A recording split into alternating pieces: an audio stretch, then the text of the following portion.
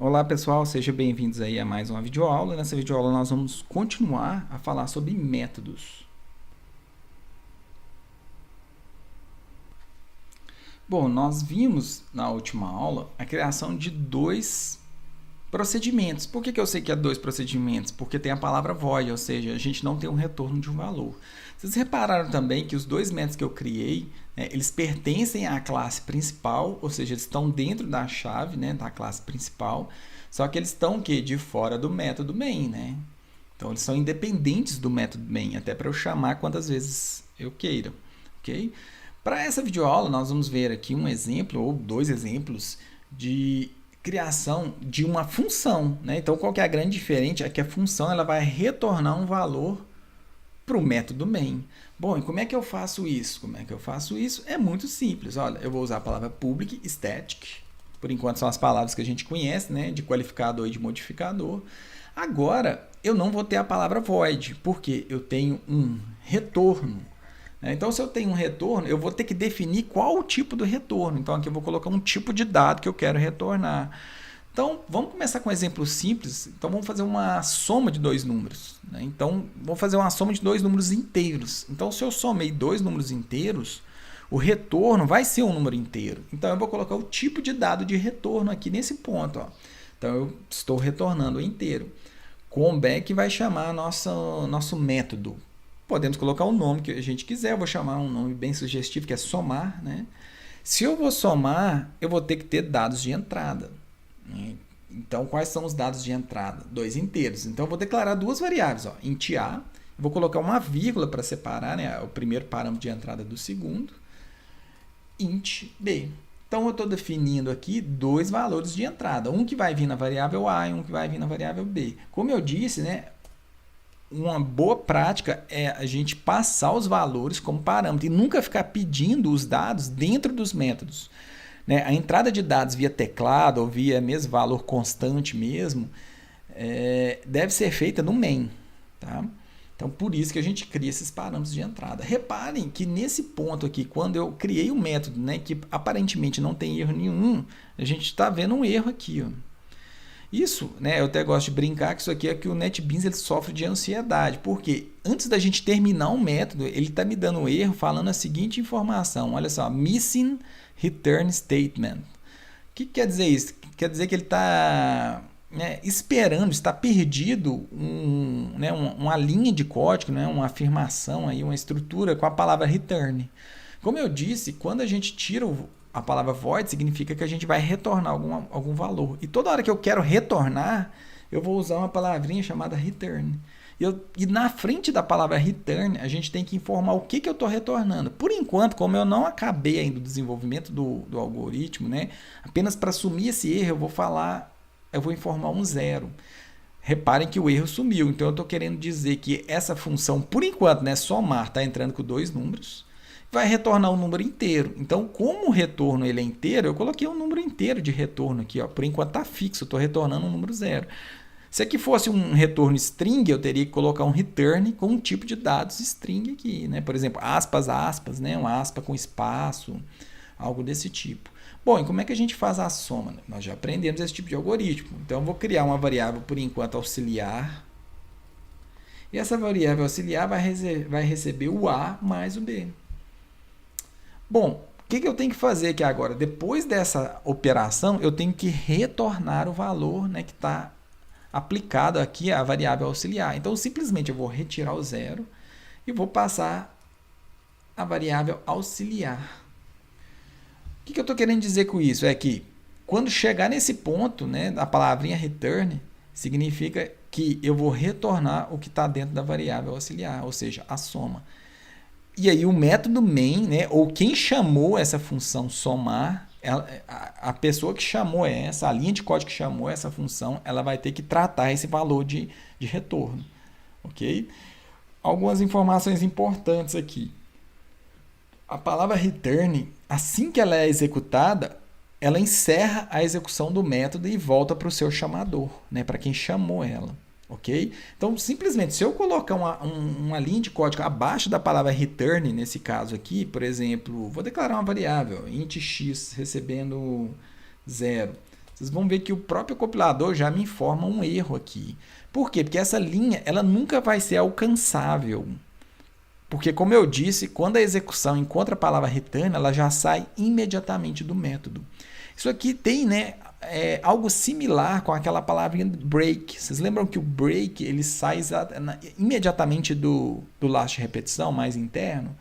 Então, essa aqui é a ideia.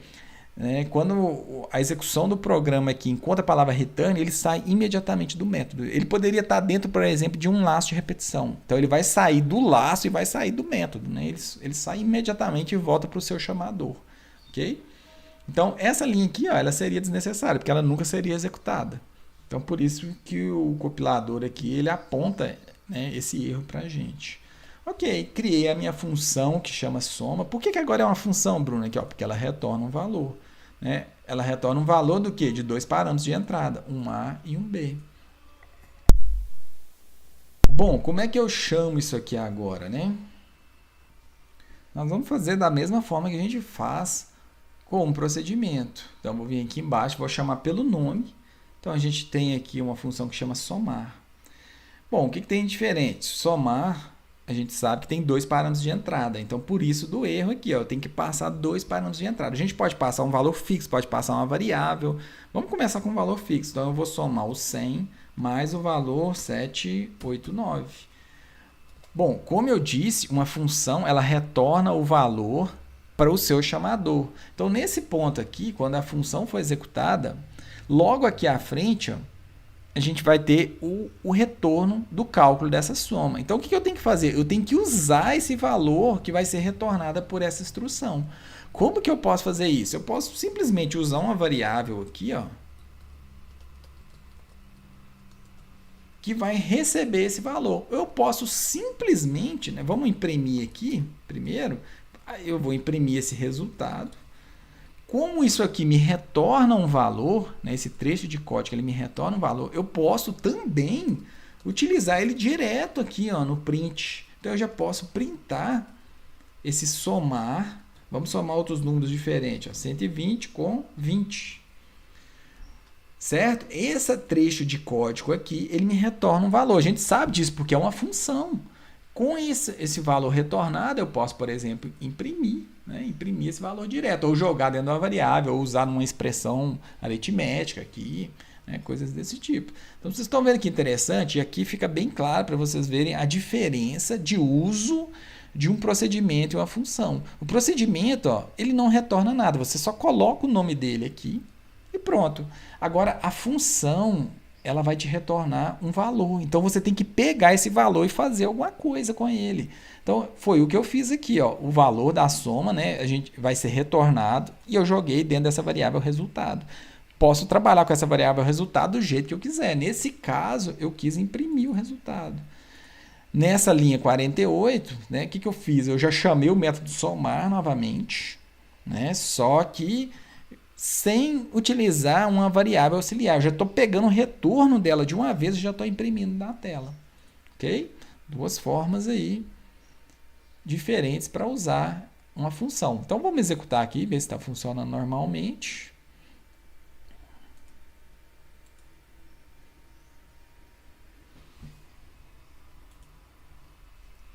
Bom, aqui o código está parado porque ele está esperando eu digitar alguma coisa.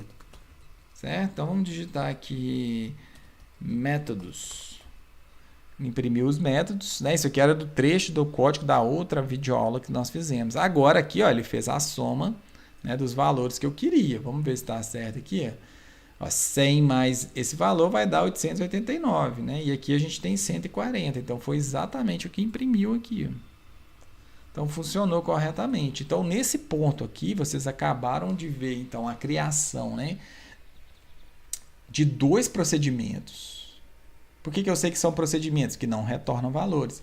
E duas funções. Por enquanto, uma função, né? Não duas. Por enquanto, uma função que a gente tem aqui um parâmetro de entrada e a gente tem o valor de saída. E como é que a gente usa esses procedimentos e as funções? Os procedimentos, você simplesmente, né, pede ele para executar algum trecho de código que você sabe que ele não vai te dar nenhum retorno. Agora, a função, você sabe que ela vai te dar algum retorno. Então, você tem que pegar esse retorno, certo? Então, dois exemplos simples. E é interessante que a gente pode usar aqui nesses parâmetros de entrada qualquer tipo de dados que nós aprendemos, até mesmo um vetor. E eu posso também sair aqui com uma função, a gente pode retornar um vetor se a gente quiser também. Então, isso é livre, né, para a sua criatividade trabalhar em cima. Olha aqui mais um exemplo. Vamos criar uma função em que eu vou fazer o seguinte, ó. Eu vou transformar um vetor de entradas, vamos pegar um vetor do tipo inteiro, eu quero transformar esse vetor em uma string, né? Então eu quero pegar todas aquelas posições de um vetor, né, e transformar em uma string única. Então como é que eu vou fazer isso? Eu vou usar as palavrinhas que a gente sabe até agora, public static. Como vai ter um retorno, eu acabei de contar para vocês, o retorno vai ser uma string com todos os elementos de um vetor. Então eu vou chegar e fazer assim, ó, retorno vai ser do tipo string. Vamos dar um nome sugestivo, ó. Transforma vetor em texto. Olha só que interessante, o nome bem, né, bem sugestivo. E qual que é o parâmetro de entrada? O parâmetro de entrada eu já falei para vocês, o parâmetro de entrada vai ser um vetor. E como que a gente declara um vetor? A gente não usa o colchete, então, por exemplo, é um vetor de int, então eu coloco int e coloco colchete. Isso aqui significa que a entrada vai ser um vetor de inteiros. Então, colchete significa que é um vetor, né, e o int significa o tipo desse vetor. Podemos dar qualquer nome para esse vetor, então eu vou chamar de simplesmente vetor. Olha só que interessante. Vamos fazer o que agora? Nós vamos criar o corpo, né? Então, eu vou criar um corpo aqui, ó, abrir, fechei, chave. Vamos ver aqui, ó, chave. Pô, Bruno, tá dando erro. Por que tá dando erro? É aquele que eu falei, né? É o problema da ansiedade aqui, ó. Ele já tá te cobrando a palavra return e um retorno qualquer. Nesse caso, eu não vou usar o retorno 0. Por quê? Porque o que é o tipo de retorno? Tá vendo que é uma string? Então, o retorno aqui tem que ser uma string. Então, podemos colocar aspas aqui. Ou você pode usar uma palavrinha, né, chave chamada null, ou seja, um vetor nulo. Ok? Vou colocar aqui, né, abre e fecha aspas aqui por enquanto, aspas duplas.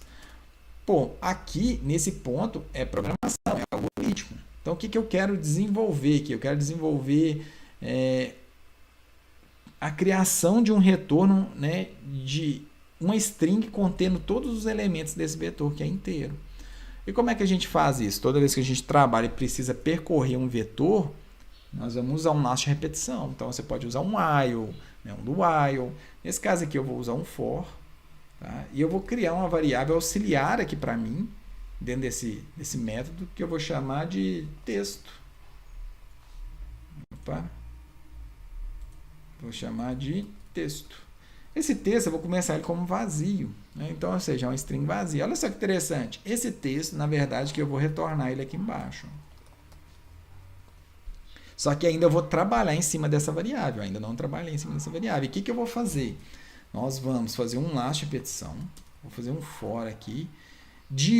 Da posição 0 até onde? Até, né, o tamanho dele, menos 1. Então, eu vou pegar aqui a minha variável de entrada, né, meu parâmetro de entrada não chama vetor. Então, eu vou pegar vetor.length. Ok. Agora, muito simples. Vamos trabalhar com concatenação. Ó. O texto vai receber o próprio texto, né, o que ele tinha antes, mais aquele valor que está na célula, na posição I. Para a gente não grudar todos esses elementos, eu vou usar aqui, ó, uma aspas, né, um espaço aqui, então aspas duplas e um espaço. O que eu estou fazendo? Eu vou concatenar os números. Então, só um exemplo. Se eu tenho um vetor com esses números aqui, ó, o que eu estou querendo, né, fazer? Eu vou acessar a primeira posição, 1, vou colocar 1, depois eu vou juntar esse 1 aqui com um espaço, né, para ficar bonitinho na hora que a gente for imprimir, né? Depois eu estou juntando o 2 com espaço, o 3 com espaço, né? Então eu estou fazendo assim para formar uma string, mais ou menos nesse estilo aqui que eu mostrei aqui. Ó. Tá? Então essa aqui é a ideia que eu estou fazendo. Bom, quando eu varrer o vetor inteiro, a gente tem aqui então, né, um texto que representa os dados do que tinha nesse vetor de inteiros. Tá vendo que interessante? Esse exemplo é mais para vocês entenderem aqui que no parâmetro de entrada eu posso pôr o que eu quiser. Né? Eu posso pôr um objeto, posso pôr um vetor. E aqui na saída, nesse caso a gente usou uma string, mas eu poderia colocar um vetor de saída aqui também. Como é que era um vetor? É simplesmente você colocar, abre e fecha colchete. Então isso aqui representa, ó, agora o retorno, né? O que o main vai esperar? O main vai esperar um vetor de strings, mas não é o caso, né? Então eu vou apagar aqui, ok. Acabei de criar aqui mais um método. Né? Esse método, na verdade, é o que? Uma função, né? Porque tem um retorno de valor. Bom, e como é que eu retorno esse valor? Vamos lá. Vamos usar isso aqui. Vou vir aqui embaixo. Vamos criar da forma mais simples possível um vetor. A gente já aprendeu que a gente pode criar um vetor aqui, por exemplo, de idades, já inserindo os valores aqui. Então, eu tenho um vetor com 12 anos, uma pessoa com 40 anos, uma pessoa com 45, uma pessoa com 66, uma pessoa com 90. Bom, aqui a gente tem que falar que é um vetor. Então, abri e fechei o colchete. E aqui eu já estou inicializando. Então, esse vetor tem esses dados. Esse vetor, então, tem 5 posições. O índice 0, o índice 1, índice 2, índice 3... índice 4. Então, vai do 0 até o 4. Ok, então eu tenho um vetor, porque aqui a gente não precisa, né, preencher os dados, fazer um laço de repetição para preencher os dados. É uma forma mais prática. Ok, o que eu faço aqui agora? Vamos supor que eu quero imprimir esse vetor. A gente já aprendeu que imprimir esse vetor, você tem que fazer um laço de repetição e dar um print em cada célula desse vetor. Mas agora, com esse método, né, a gente tem algo pronto para a gente usar. Olha só que interessante. Então, eu vou pegar e usar transforma. Então, vou chamar o nome do método. Eu já não lembro o nome do método aqui. Deixa eu pegar ele aqui em cima. Aqui, ó, transforma vetor em texto. Então, nós vamos pegar ele aqui. Vou chamar o transforma vetor em texto. O que eu vou passar aqui? Ó? Vou passar idades. Podemos criar uma variável aqui, ó, string t de texto. Ok. E podemos imprimir agora, ó, o que está na variável t. Vocês estão vendo tanto que ficou, né, sucinto o nosso código? Em vez de um laço de repetição aqui, ó, simplesmente coloquei um nome bem sugestivo. Transforma vetor em texto. Então, se você tivesse dois vetores, então vamos pegar um vetor idades 1 e vetor idades 2, né? Vamos mudar um pouco a idade aqui, vamos inverter isso aqui, ó. 4 anos, 54 anos, esse não tem jeito, o outro 9 anos. Ok. Então, aqui eu tenho que mudar, né? É idades 1 que chama agora. Então, eu posso vir aqui, inclusive, já fazer direto. Então, eu vou imprimir quem? Eu já vou transformar esse vetor idades 2 e a transformação dele, eu já vou jogar direto dentro do print. Tá vendo que interessante? Então, o nosso código ficou sucinto. Né? Eu digitei pouco, ó, porque eu teria que ter um laço de repetição aqui, um laço de repetição aqui. Agora, eu tenho um laço só que fica dentro de quê? Fica dentro lá do meu método. Olha só que interessante. Ok, vou salvar. Vamos testar, né? Vamos testar aqui. Então, vou inserir um dado aqui daquele exemplo que nós fizemos. Aqui que interessante, eu consegui, né, criar um texto e já imprimir os textos aqui, ó, das idades. Esse aqui é o vetor de idades 1. E esse aqui é o vetor 2. Bom, espero que tenha ficado claro aí esse exemplo, né? Mais um exemplo, só que o diferencial agora é que a gente usou vetor. Né? E agora eu quero só reforçar a ideia do fluxo de execução. Para isso, né, nós vamos ver no slide aí, em que eu fiz algumas setas, alguns desenhos para a gente entender melhor. Né? Ou para a gente reforçar o que a gente já tinha entendido. Então aqui eu tenho um método main, que é onde que a gente sabe que o programa Java começa a ser executado. Então, eles vão ter várias linhas de códigos executadas aqui, né, desde o início, até ele achar o quê? Uma chamada de um procedimento. Quando a execução, né, do programa, o compilador, eles encontram a chamada de método, esse método main, né, ele fica momentaneamente desativado e a execução, o compilador, ele ativa o método chamado, nesse caso um procedimento. Né? Então esse método ele vai ser executado, ou seja, a gente vai executar cada linha desse método aqui, E quando a gente encontrar a palavra return ou o final do método, né, imediatamente a execução desse método ele é terminada e o método chamador, que nesse caso é o método main, ele é ativo, né? Então o método aqui, esse método ele é desativado e o método main ele volta a ser ativo. Detalhe importantíssimo: quando a gente está trabalhando com procedimento, a execução volta na linha de baixo da chamada. Então a gente tem essa diferença grande, né? Então a execução, eu representei a volta da execução, o ponto de execução, como esse círculo. Então a volta, a ativação do método main, ele volta uma linha para baixo aqui, ou logo depois da chamada do método, né? Agora, vamos ver a diferença quando a gente está usando uma função. Quando a gente está usando uma função, o que acontece? A gente tem o método main que está sendo executado, né? A gente tem uma chamada aqui que chama função somar. A função somar ela vai desativar o método main, igual a gente viu. A função somar ela é ativada. Quando ela é ativada, acontece a leitura dos dados, né, das variáveis A e B. O que estava em X passa a ser copiado para o que está na variável A, e o que está em Y passa a ser copiado para a variável B. O que acontece aqui? A gente tem a soma, né, o valor da soma é jogado no X. Finalmente, né, a execução encontra a palavra return, então, ou seja, vai ser retornado o valor que estava em X. E para onde que é retornado esse valor que está em X? Nesse ponto aqui, a gente pode ver que eu coloquei aquele ponto de retorno, né, aqui na mesma linha da chamada da função. Então, quer dizer que o valor dessa soma, né, ela vai ser retornada para o que está na frente e não no que está embaixo, como era no procedimento, no slide anterior. Então, o resultado dessa soma vai cair exatamente nesse ponto aqui, né, onde nesse caso a gente tem uma variável t. Espero que com essas setas, né, fique mais visível para vocês como que é esse fluxo de execução, tanto do procedimento quanto da função. Vamos ver mais um exemplo aqui, onde a gente tem uma função aqui, que a gente calcula o MDC, né, o mínimo divisor comum entre dois números, A e B. Então, na chamada do MDC, eu passei esses valores fixos, 33 e 605. O 33 ele vai ser copiado para a variável A, o 605 vai ser copiado para a variável B. A gente vai fazer um laço aqui para descobrir, né, o MDC. Depois que esse laço é executado várias vezes aqui de acordo com a entrada de dados, a gente vai ter um retorno que vai estar na variável A. Então, quando essa linha aqui ela é encontrada, o fluxo de execução volta aqui para a variável, né, para o main, e é jogado para a variável m.